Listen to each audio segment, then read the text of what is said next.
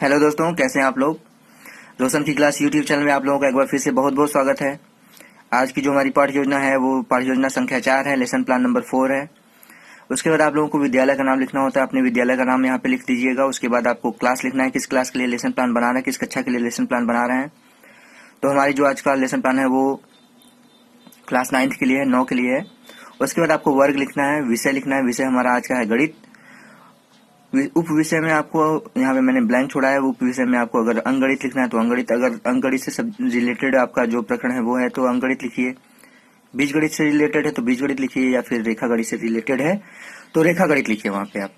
उसके बाद आपको कालांश लिखना है। कालांश यहाँ पे प्रथम लिखा है मैंने। अगर कालांश के बारे में आपको और भी नॉलेज चाहिए तो ऊपर आई बटन पे क्लिक करके आप कालांश से रिलेटेड वीडियो की, मैथ में कौन सा कालांश लिखना होता है, सामाजिक विज्ञान में कौन सा कालांश लिखना होता है, ऊपर आई बटन पे क्लिक करके आप देख सकते हैं।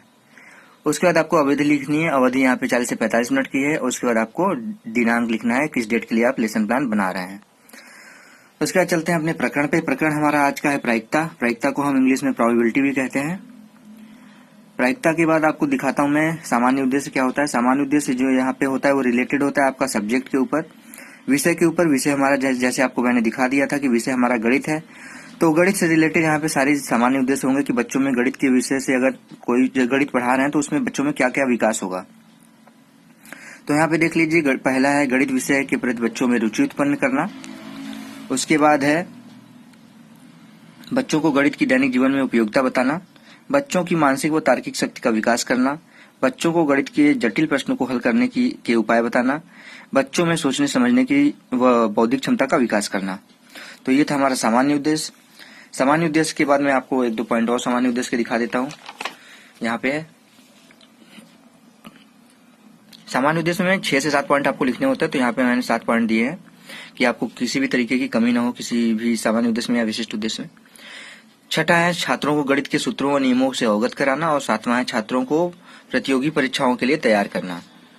तो ये था हमारा सामान्य उद्देश्य। इसके बाद आपको विशिष्ट उद्देश्य दिखाता हूँ। विशिष्ट उद्देश्य में दिखाने से पहले मैं आप लोगों से एक बात बोलना चाहता हूँ कि अगर आप लोगों ने अभी भी रोशन की क्लास यूट्यूब चैनल को सब्सक्राइब नहीं किया तो सबसे पहले रोशन की क्लास यूट्यूब चैनल पे नीचे लाल बटन आ रहा होगा, उस पर सब्सक्राइब लिखा होगा, उसको क्लिक कर दीजिए, सब्सक्राइब कर दीजिए। उसके बाद साइड में आपको एक बेल आइकन मिलेगा, घंटे का निशान मिलेगा, उस पर आप क्लिक कर दीजिए और ऑल नोटिफिकेशन पे अलाउ कर दीजिए, जिससे मैं कभी भी कोई भी सीटेट से रिलेटेड, टेट से रिलेटेड या फिर लेसन प्लान से रिलेटेड कोई भी वीडियो यहाँ पे अपलोड करता हूँ रोशन की क्लास यूट्यूब चैनल पे, तो उसकी नोटिफिकेशन आपको तुरंत मिल जाए। तो देख लीजिए यहाँ पे। उसके बाद देखते हैं विशिष्ट उद्देश्य। विशिष्ट उद्देश्य में भी 5 पॉइंट लिखने होते हैं। यहाँ पे देख लीजिए, छात्र विभिन्न और विशिष्ट उद्देश्य जो रिलेटेड होता है वो आपके प्रकरण के ऊपर होता है। तो प्रकरण हमारा जैसे मैंने आपको दिखाया था प्रायिकता थी, तो उससे रिलेटेड ही यहाँ पे हमारा विशिष्ट उद्देश्य होगा।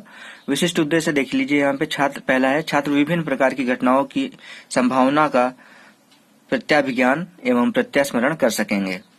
दूसरा है छात्र विभिन्न प्रकार के उदाहरणों द्वारा प्रायिकता के प्रश्न हल कर सकेंगे, दैनिक जीवन में प्रायिकता के उपयोगों को समझ सकेंगे। चौथा है छात्र विभिन्न प्रकार की प्रायिकताओं के प्रति सकारात्मक दृष्टिकोण उत्पन्न कर सकेंगे। और 5वां है छात्र प्रायिकता के अर्थ व परिभाषा को समझ सकेंगे। तो ये था हमारा विशिष्ट उद्देश्य जो हमारे प्रकरण प्रायिकता के ऊपर था। उसके बाद हम देखते हैं यहाँ पे शिक्षण सहायक सामग्री। शिक्षण सहायक सामग्री में यहाँ पे लपेटन श्यामपट्ट, चाक, डस्टर, पॉइंटर, इसके बाद आप इत्यादि आदि लिख सकते हैं। और भी अगर चीजें आप कोई यूज कर रहे हैं, चार्ट यूज कर रहे हैं, सारी चीजें, गुणा भाग का चार्ट अगर आप यहाँ पे यूज करें तो उसको भी यहाँ पे लिख सकते हैं। उसके बाद है पूर्व ज्ञान। पूर्व ज्ञान में है छात्र साधारण गुणा भाग और संभावनाओं की जानकारी रखते हैं कि बच्चों को कोई भी मतलब जो हम प्रायिकता बता रहे हैं उससे रिलेटेड थोड़ी बहुत जानकारी, उससे मिलती जुलती जानकारी है कि नहीं, तो वो सारी चीजें यहाँ पे लिखते हैं पूर्व ज्ञान में। उसके बाद हम देखते हैं यहाँ पे हमारा जो है प्रस्तावना प्रश्न। प्रस्तावना प्रश्न हमारे जो लेसन प्लान होता है, पाठ्य योजना होता है, उसका सबसे इम्पोर्टेंट पॉइंट होता है और सभी बच्चों को लगभग प्रस्तावना प्रश्न निकालने में थोड़ी सी दिक्कत होती है। तो मैं यहाँ पे आप लोगों को समझाते हुए आपको बताऊंगा कि प्रस्तावना प्रश्न कैसे निकाला जाता है। इसमें सबसे पहले 3 कॉलम बनाए जाते हैं, क्रम संख्या, छात्राध्यापक कथन और छात्र छात्रा क्रिया। तो इसमें प्रस्तावना प्रश्न में छात्राध्यापक कथन जो होता है वो एज ए टीचर, जैसे आप हैं, अगर आप लिख रहे हैं लेसन प्लान, तो आप अपने को यहाँ पे रख के बच्चों से प्रश्न पूछेंगे। कुछ ऐसे प्रश्न पूछने होते हैं कि बच्चे उसका आसानी से जवाब दे सकें और उनके जवाबों में ही आप अपना दूसरा प्रश्न बनाइए और जिससे लास्ट में उनका जो आपका प्रकरण है वो बच्चे ऐसा प्रश्न पूछे कि बच्चे आपका प्रकरण बोल दें। तो देख लीजिए मेरा जो प्रकरण है आज का वो प्रायिकता है, तो उसी हिसाब से मैंने यहाँ पे प्रश्न बनाया है। मैच शुरू होने से पहले क्या किया जाता है, तो बच्चे बोलेंगे टॉस किया जाता है। टॉस करने के लिए किसकी आवश्यकता होती है, टॉस करने के लिए सिक्के की आवश्यकता होती है, बच्चे बोलेंगे। छात्र छात्रा क्रिया में इसको लिखना है आपको। उसके बाद सिक्के में कितने पक्ष होते हैं, तो बच्चे बताएंगे 2 पक्ष होते हैं। उसके बाद बच्चों से पूछिए दोनों पक्षों के कौन कौन से नाम होते हैं या दोनों पक्ष कौन कौन से होते हैं, तो बच्चे बताएंगे चित्त होता है और पट होता है। चित्त को हम हेड कहते हैं और पट को हम टेल कहते हैं। उसके बाद उसी से अगला क्वेश्चन बनाइए, गणित की भाषा में चित्त या पट आने की संभावना को क्या कहते हैं, तो बच्चे ये कक्षा 9 के बच्चे हैं, तो बच्चे बता भी सकते हैं कि इसको प्रोबेबिलिटी या प्रायिकता कहते हैं, या फिर बच्चे नहीं बता पाएंगे तो इसको संभावित प्रश्न कहते हैं, या फिर बच्चे मौन रहेंगे तो इसको समस्यात्मक प्रश्न भी यहाँ पे कह सकते हैं। उसके बाद देख लीजिए एक बार फिर से मैं आप लोगों को प्रस्तावना प्रश्न पूरा दिखा देता हूँ। आप वीडियो पॉज करके भी देख सकते हैं प्रस्तावना प्रश्न। उसके बाद नीचे जैसे ही प्रस्तावना प्रश्न आपका खत्म होगा, आप उद्देश्य कथन में लिखेंगे बच्चों आज हम विभिन्न प्रकार की घटनाओं के घटित होने की प्रायिकताओं का अध्ययन करेंगे। आपको ये लिखना है यहाँ पे फाइल में। उसके बाद जैसे प्रस्तावना प्रश्न पूछेंगे आपको बस ये बोलना है, ये नहीं बोलना है कि बच्चों आज हम हमारा प्रकरण है ये, आपको सीधे बोलना है बच्चों आज हम विभिन्न प्रकार की घटनाओं के घटित होने की प्रायिकताओं का अध्ययन करेंगे। तो ये था हमारा प्रस्तावना प्रश्न। उसके बाद हम चलते हैं प्रस्तुतिकरण पे। यहाँ पे देख लीजिए सबसे पहले प्रस्तुतिकरण लिखना है ऊपर, सबसे आपको ऊपर। उसके बाद आपको क्रम संख्या लिखना है, शिक्षण बिंदु लिखना है, छात्राध्यापक कथन लिखना है, उसके बाद छात्र छात्रा क्रिया लिखना है, शिक्षण विधियां लिखना है, उसके बाद श्यामपट्ट कार्य लिखना है। तो टोटल आपको कुल मिला के 6 कॉलम आपको बनाने हैं क्रम संख्या से लेके। उसका देख लीजिए सबसे पहले शिक्षण बिंदु में मैंने लिखा है प्रथम अनुवृत्ति। प्रथम अनुवृत्ति से रिलेटेड आपको नॉलेज चाहिए कि यहाँ पे क्यों लिखा जाता है, तो ऊपर आई बटन पे क्लिक करके और भी वीडियो जो मैंने वहाँ पे लिंक कर रखी है प्रथम अनुवृत्ति से की डिटेल वहाँ पे मैंने बताई है, उसको आप देख सकते हैं। उसके बाद प्रथम यहाँ पे फर्स्ट क्रम संख्या में पहला लिखना है सिक्के पर आधारित प्रायिकता। उसमें कुछ बच्चों से प्रश्न पूछने हैं आपको कि बच्चों ये क्या है, सिक्का दिखाते हुए, तो बच्चे बता देंगे कि ये सिक्का है। सिक्के के कितने पक्ष होते हैं, तो बच्चे बताएंगे 2 पक्ष होते हैं। ये दोनों पक्ष कौन कौन से हैं, तो बच्चे बता देंगे कि चित्त है और पट होते हैं। उसके बाद अपना अगला प्रश्न पूछिए चित्त आने की क्या संभावना है, तो ये होगा संभावित प्रश्न। हो सकता है बच्चे बता पाए, संभावना है कि बच्चे बता पाएंगे और संभावना है कि बच्चे नहीं बता पाएंगे। तो ये था हमारा प्रश्नोत्तर विधि। शिक्षण विधियों में लिख दीजिए प्रश्नोत्तर विधि, क्योंकि आप प्रश्न पूछ रहे थे। उसके बाद आप स्पष्टीकरण पे आ जाइए। किसी घटना की घटित होने की संभावना को उस घटना की प्रायिकता कहते हैं। किसी घटना ई की प्रायिकता पी से दर्शाते हैं और पी बराबर होता है अनुकूल परिणाम बटे कुल संभावित परिणाम। छात्र छात्रा क्रिया में छात्र ध्यान पूर्वक सुनेंगे और ये था हमारा व्याख्यान विधि। और नीचे यहाँ पे देख लीजिए किसी घटना के घटित ना होने की प्रायिकता को पी बार से दर्शाते हैं और पी घटित होने की और ना घटित होने की संभावना को अगर जोड़ा जाए तो उसकी टोटल आता है 1। उसके बाद देख लीजिए यहाँ पे श्यामपट्ट में मैंने 2-3 चीजें लिखी है। यहाँ पे प्रायिकता लिख दिया सबसे पहले, और उसके बाद अनुकूल परिणाम बटे उसका सूत्र है प्रायिकता पी बराबर अनुकूल परिणाम बटे कुल परिणाम, और पी बार बराबर होता है 1। ये श्यामपट्ट पे लिखना था आपको। उसके बाद उदाहरण ले लीजिए, सिक्के से आधारित था यहाँ पे प्रायिकता, तो सिक्के से रिलेटेड एग्जाम्पल दे दीजिए। एक सिक्के के 2 पक्ष हेड और एच व टी है, कुल परिणाम एच टी होंगे। चित्त एच आने की प्रायिकता पी बराबर 1/2, चित्त एच ना आने की प्रायिकता पी बार बराबर 1, जो मैंने ऊपर देखी फॉर्मूले में 1 लिखा है, तो 1 माइनस पी मतलब प्रायिकता हो जाएगी, तो 1 माइनस 1/2 हो जाएगा, तो पी बार की भी वैल्यू 1/2 आ जाएगी। तो पट आने की प्रायिकता भी यहाँ पे 1/2 होगी।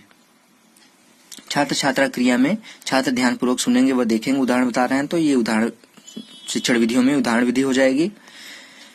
एक बार देख लीजिए फिर से ध्यान से, आप वीडियो पॉज करके भी इसको आप देख सकते हैं, आसानी से लिख सकते हैं। उसके बाद हम चलते हैं अपने द्वितीय अनुवृत्ति पे। द्वितीय अनुवृत्ति में भी सारे आपको कॉलम उतने ही बनाने हैं। यहाँ पे पासे से रिलेटेड यहाँ पे प्रायिकता है, पासे पर आधारित प्रायिकता दूसरे क्रम संख्या में। उसमें देख लीजिए यहाँ पे प्रश्न पूछना है आपको पासे पर कितनी संख्या होती है, तो बच्चे बताएंगे 1 से 6 तक।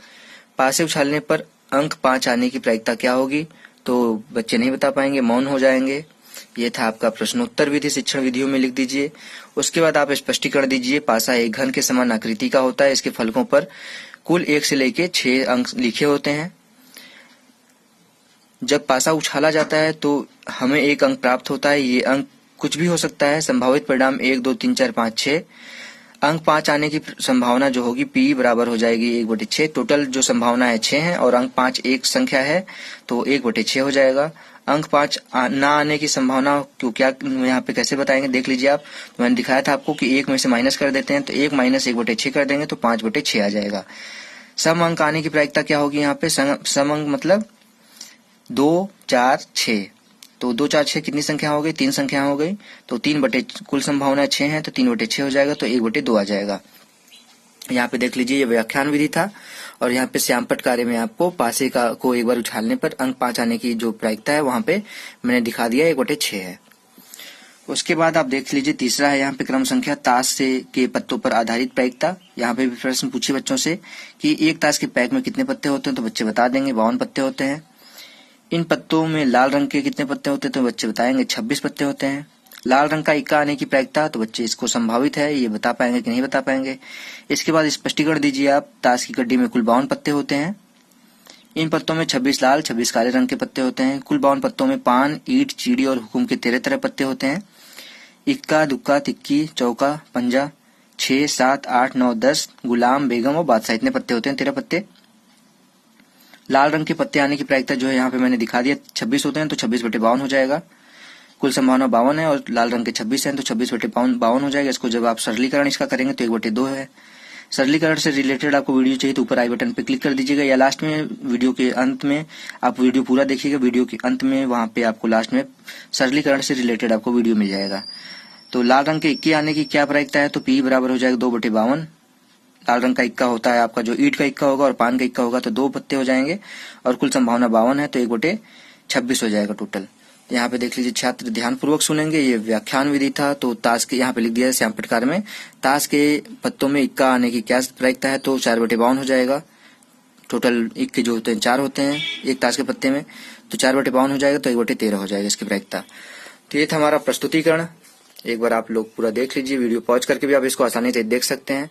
उसके बाद हमारा जो है पुनरावृत्त के प्रश्न आ जाएंगे। पुनरावृत्त के प्रश्न में वैसे प्रश्न पूछे जाते हैं जो क्लास में आपने छोटे छोटे प्रश्न बताए हैं। तो यहाँ पे देख लीजिए सिक्के के कितने पक्ष होते हैं, ये छोटा सा प्रश्न था तो यहाँ पे लिख दीजिए पुनरावृत्ति के प्रश्न में।